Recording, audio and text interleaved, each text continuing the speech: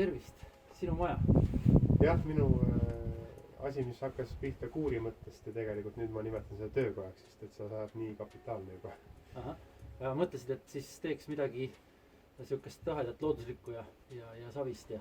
Mõte on selles, et ise lihtsalt mõned uued tehnikad käppa harjutada, et ei tahtnud lihtsalt laudusega üle lüüa ja nagu näha, siin me oleme teinud tegelikult üsna väikse hoone nagu vahvärk tehnikas, mis tähendab, et tegelikult ei oleks vajagi nii nagu massiivselt läheneda asjale, aga oli tahtmine seda tehnikat harjutada ja nüüd tahaks veel midagi õppida.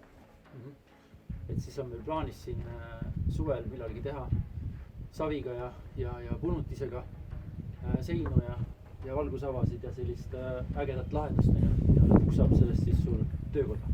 Jah, võiks niimoodi väike töökoda.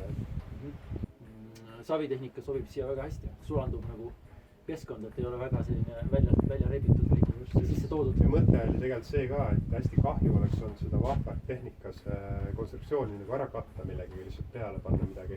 Et selleks, et see näha jääks, siis mõte ongi see savikrohv siis väljast teha ikkagi niimoodi, et need puitkonstruktsioonid ja diagonaalid ja kõik talad jääksid näha väljast.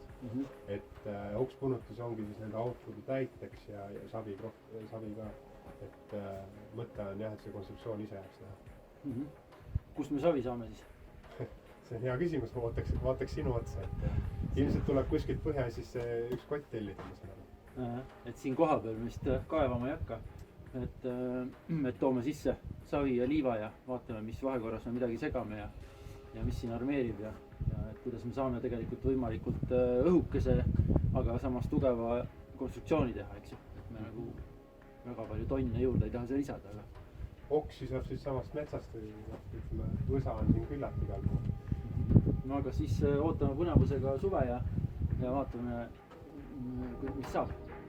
Jah. Teeme nii. Aitäh sulle.